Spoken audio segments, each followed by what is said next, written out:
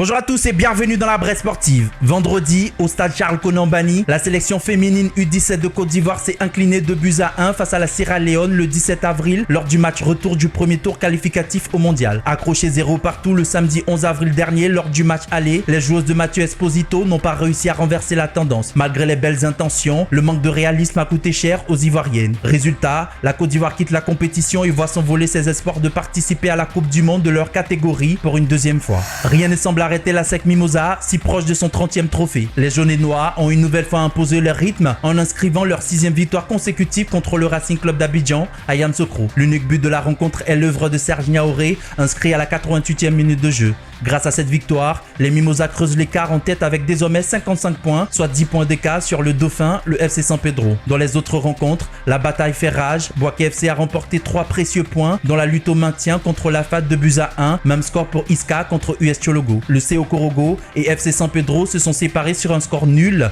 2 partout. Zoma FC s'est incliné 2-0 contre Sol FC, tandis que le Stade d'Abidjan et le SA Beauville se sont séparés sur un score nul et vierge. En attendant les deux autres rencontres de cette 25e journée, le RCA et le SA Beauville s'installent dans la zone rouge.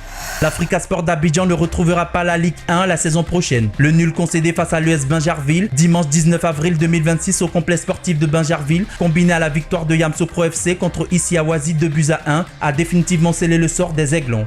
Avec 30 points au compteur, l'Africa ne peut plus rattraper le leader Yamoussoukro FC, solide en tête avec 45 points. Déjà fragilisés par leur défaite face à Makori 2-1 le 12 avril, les Verts et Rouges voient ainsi leur espoir de monter s'évanouir. Ils évolueront donc en Ligue 2 la saison prochaine.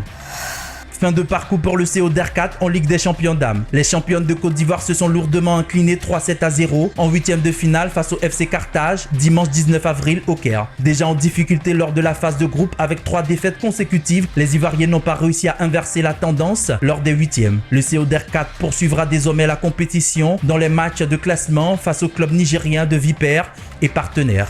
Le spectacle était au rendez-vous à la salle polyvalente du Palais des Sports de Treichville dimanche 19 avril à l'occasion de la 3e journée du championnat Ligue Elite. Sur le parquet, les attaques ont pris le dessus à l'image du duel spectaculaire entre la SOA et le Littoral HBC, conclu sur un score de parité 36-36. Dans le même temps, Resta Oja s'est imposé face à Benoît HBC 42-16, pendant que Sport Plus Promotion prenait le dessus sur HBUC 29-16. Renaissance Don Bosco a largement été victorieux de National HBC 39-15. Renaissance Don Bosco, Resta Oja, Sport Plus Promotion sont co-leaders avec 9 points chacun. Derrière, la SOA et Littoral HBC suivent avec 4 points, tandis que HBUC, National HBC, Benoît HBC ferment la marche, toujours sans le moindre point.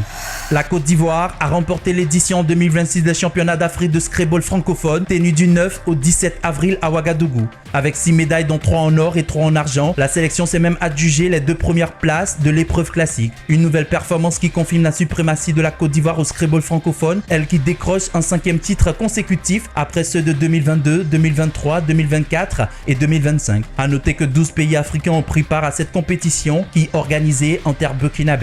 Quand le métier est une passion, tout est fait avec plaisir. La preuve.